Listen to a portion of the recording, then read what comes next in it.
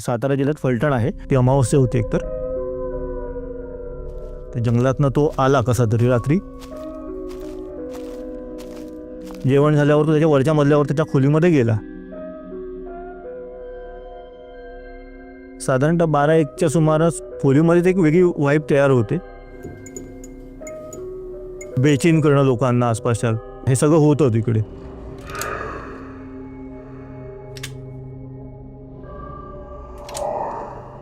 हा कथा मनोरंजनासाठी आहे. काही लोकांचे अनुभव व काही पूर्णपणे काल्पनिक असू शकतात, त्यामुळे कृपया यांना मनोरंजन म्हणून घ्या. या कथा आपल्या संस्कृतीचा एक भाग आहे, अगदी लहानपणी आजी आजोबांनी सांगितलेल्या गुड गोष्टींसारख्या. आमचा हेतू कोणत्याही प्रकारच्या अंधश्रद्धा किंवा भीती निर्माण करणे आहेत. खास करून माझा एक मित्र होता, जो मी कॉलेजमध्ये आम्ही एकत्र होतो. तर कॉलेजमध्ये आम्ही वेगवेगळ्या साधना वगैरे या विषयांवरती अभ्यास करायचो, तांत्रिक वगैरे लोकांना भेटायचो. एक मजा मस्ती म्हणून आम्ही हे सगळे करायचो गोष्टी.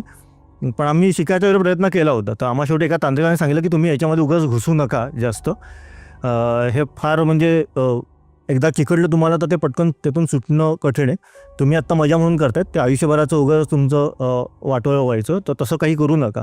तेव्हापासून आम्ही लांब गेलो. पण त्या दरम्यान आम्ही बऱ्याच लोकांचे अनुभव वगैरे ऐकले आणि मग मी ठरवलं की या विषयावरती आपण काहीतरी एक साचेबद्ध काम केलं पाहिजे. मग डॉक्युमेंटेशन करू याचं, एक अर्बन लेजंड्सचं, फोकलोअर्सचं. मग मी परत माझ्या काही रिपोर्टर्स, काही माझे मित्र यांच्यापाशी जाऊन पुन्हा कलेक्ट केल्यास कथा. तर माझा जो मित्र होता कॉलेजचा, तो कॉलेजनंतर मी मीडियामध्ये गेलो. तो एका प्रसिद्ध चॉकलेट कंपनीमध्ये कामाला लागला. तर त्याला पहिलंच काम मिळालं सातारा जिल्ह्यात फलटण आहे, त्या फलटणमध्ये त्याला काम मिळालं. अगदीच तो 21-22 वर्षाचा होता तेव्हा. तर तिकडे एकटाच जावं लागलं त्याला. तर फलटणचा तो गाव आउटस्कट्समध्ये कुठेतरी गावामध्ये तो प्लांट होता. तो सुपरवायझर लेवलला गेला होता. तर होतं कसं की ते प्लांटच्या बाहेर ते काही अंतरावरती एक बंगला दिला होता त्यांना राहायला. त्या बंगल्यामध्ये हे 4 जण राहायचे. आचारी जाऊन येऊन असायचा. ते 4 जणच राहायचे तिकडे त्या बंगल्यामध्ये. खालच्या खोलीमध्ये 2 जणं, वरच्या खोलीमध्ये 2 जणं. तर हे सगळे होते पुण्याचे वगैरे, इकडचे तिकडचे सगळेजण होते. त्यांचा मग प्रोग्राम काय असायचा की सोमवार ते शुक्रवार काम करा, शुक्रवारी रात्री किंवा शनिवारी घरी या पुण्याला, परत सोमवारी सगळे डायरेक्ट ऑफिसला यायचं. हा एक ठरलेला प्रोग्राम असायचा त्यांचा. तर हा मित्र पण त्यांच्यामध्येच मग मिक्स झाला, सगळं ते करायचे. बरं, यांना ऑफिशियली म्हणजे असं हे नव्हतं की तुम्ही बंगल्यातच राहायला पाहिजे का. त्यांना क्वार्टर्स पण दिलेली होती शेजारी. ॲक्च्युली असं होतं की गेस्ट जे येतील ते राहणार बंगल्यामध्ये आणि स्टाफने राहायचं क्वार्टरमध्ये. पण गेस्ट कधीतरीच येणार, तर त्यामुळे असं काही त्यांनी ठेवलं नव्हतं. ते बंगल्यातच सगळे राहायचे. गेस्ट येईल तेव्हा बघू आपलं आपलं असं व्हायचं. कधी फॅमिली आली तर मग ते क्वार्टरमध्ये घेऊन जायचे, त्यांना फॅमिलीबरोबर राहायचं असेल तर असं ते चालायचं. तर एकदा काय झालं की काम होतं, शुक्रवार आला, शुक्रवारी त्यांनी काम केलं. शुक्रवारी झाल्यावर त्याचं असं होतं की मला शनिवारी त्याला कामासाठी त्याची जायचं होतं बरं प्लांटवरती. त्यामुळे त्याने ठरवलं की शनिवारी प्लांटवर जाऊन आपलं काम आटपून आपण मुंबईला निघायचं. तर तो शुक्रवारी संध्याकाळी त्याने काम आटपलं, त्याला लेट झालं, 8-9 वाजले. तो एकटा. तर तो रस्ता सगळा जंगलाचा रस्ता. त्या जंगलातनं तो आला कसा तरी रात्री 9-9:30च्या सुमारास. आचार्याने ते जेवण बनवून ठेवलं होतं, तो जेवला. जेवण झाल्यावर तो त्याच्या वरच्या मजल्यावर त्याच्या खोलीमध्ये गेला. तर झालं असं होतं की पॉवर कट होता तिकडे, लाईटच नव्हते. तर त्याला वाटलं ठीक आहे, हे बाकीचे तर आधीच येऊन झोपून गेले असतील. त्याच्याबरोबर त्याच्या रूममध्ये जो मित्र राहायचा तो शुक्रवारी मोस्टली तो सिनेमाला जायचा. शुक्रवार असला की तो सिनेमाला जाणं हा त्यांचा एक तेवढं. बाकी काय म्हणजे स्मार्टफोनच्या आधीचा ह्याच्यातलं सांगतो. स्मार्टफोन आले होते पण इतकं जे जिओची क्रांती झाली नव्हती त्या काळातलं, की लोक थिएटरला शुक्रवारचा एंटरटेनमेंट तीच सिनेमाला जायचं. तर त्याला असं वाटलं की सिनेमाला गेलं असेल. तो रात्री एकटाच झोपला त्या रूममध्ये. तर ते पॉवर कट, लाईट यायला तयार नाही. तो शेवटी म्हणजे गरम व्हायला आला. मग त्याने खिडकी उघडली, थोडं हवा यायला लागली. मग तो झोपला.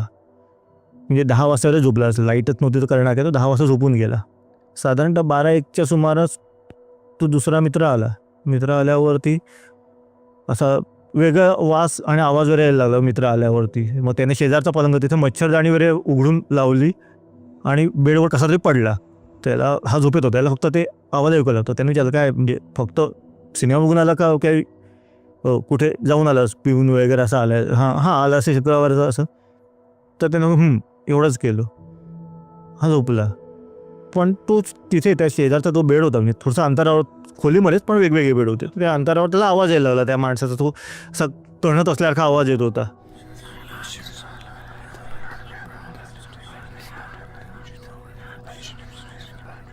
का कणतोय तर कळत नाही, पण हा झोपेत होता, याने लक्ष दिलं नाही फक्त. त्याने फक्त एकदा दोनदा झोपेत नाही केलं, अरे आवाज नको करू रे, झोपू दे. रात्रभर लाईट आले नाही. सकाळी लाईट आले, हा उठला, बघितलं तर परत व्यवस्थित मच्छरदाणी व्यवस्थित लावलेली होती बंद करून. एकही चुणी नाही पलंगाच्या, म्हणजे बेडच्या चादरीवरती एकही हे नाही, व्यवस्थित बेड लावलेला होता. तुला बापरे, हे एवढं कधीपासून करायला लागलं की आता येऊन झोपलाय वेड्यासारखा, रात्रभर ओरडतोय वगैरे, आणि एकदम सकाळी एकदम व्यवस्थित सगळं करून गेला. हे गेले असेल परत पुण्याला आपले सगळेजण, बंगल्यात कोणीच नव्हतं. हा प्लांटवरती गेला, प्लांटवरती जाऊन ते काय काम होतं त्याचं केलं 1 तासाभराचं, मुंबईला निघून आला. सोमवारी जेव्हा तो परत गेला कामावरती प्लांटवरती, तेव्हा तो बाकीचे सगळे भेटले त्याला, मग सगळे एकत्र बंगल्यावर. मग ते बोलला, तुम्ही थांबला असता तर आपण एकत्र गेलो असतो वगैरे. तर ते 3 जण होते ना, तर त्यातला एक जण बोलला की अरे नाही, मी तर शुक्रवारीच गेलो. तुम्ही काय झालं, तुम्ही शुक्रवारी नव्हतात बंगल्यावरती? नाही. तुम्ही दुसरे? त्याला नाही, मी माझी बायको वगैरे आली होती तर आम्ही क्वार्टरवरतीच गेलो होतो, बंगल्यात नव्हतो आम्ही.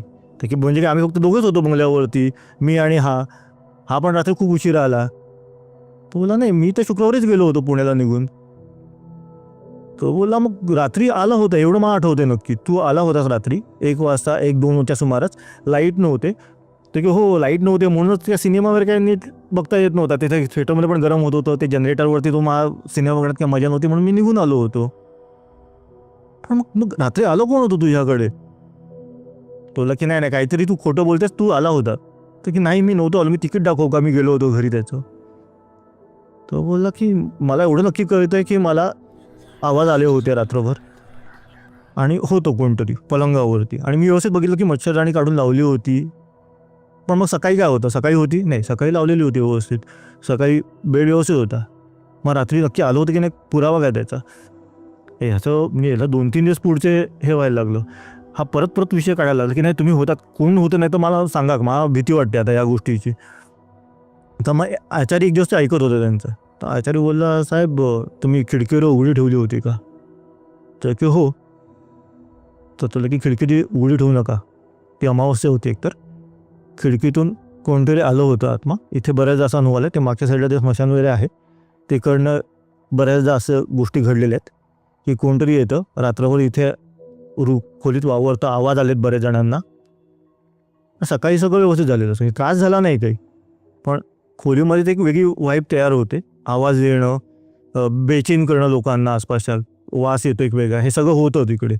तर शक्यतो तुम्ही कधीही, खास करून अमावस्येला, खिडकी कधीही रात्री उघडी ठेवू नका.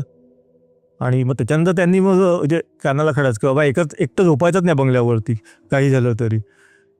मग त्याने खूप चौकशी केली, पण त्यांना एवढंच कळलं की ते जवळपास एक स्मशान आहे, तिकडनं या गोष्टी घडतात, आणि ह्या आधीच्या लोकांनाही अनुभव आलेला आहे त्या गोष्टींचा. म्हणूनच ते क्वार्टरचं हे वाढलं महत्त्व नंतर, की बंगल्यात कोणी एकटं थांबू नका. तो आचारी पण थांबायचा नाही कधी एकटा, की बंगल्यात कोणी एकटं राहू नका, इथे काही ना काहीतरी रात्री घडतं. आणि हा त्याचा स्वतःचा अनुभव होता.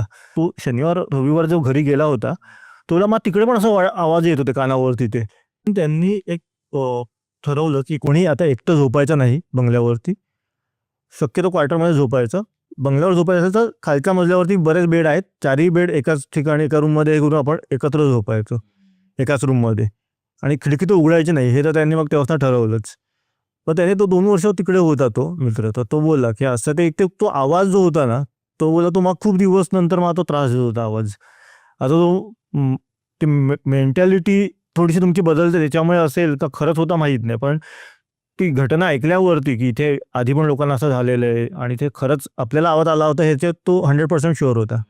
सो त्यामुळे त्याच्या डोक्यात तो घुमत राहिला आवाज काही दिवस पुढचे, की नाही हे असं काहीतरी झालेलं आहे. आणि तो असं पण नाही की झोपेत होतो म्हणून मला काहीतरी वाटलं, तर तो मला अजूनही सांगतो की मला हे 100% माहिती की मला ते दिसलं होतं, मी प्रूव्ह करू शकत नाही कोणाला. तर तेच एक होतं की त्यामुळे बऱ्याचदा अशा गोष्टी असतात की भूत आहे की नाही हे तुम्हाला प्रूव्ह करता येत नाही, पण ज्याचा अनुभव त्याला माहिती असतो. त्याला माहिती असतं, आणि म्हणूनच त्याला तो घाणेरडा वास आला, म्हणूनच त्याने उत्तर नाही दिलं, किंवा खूप वेगळंच होतं.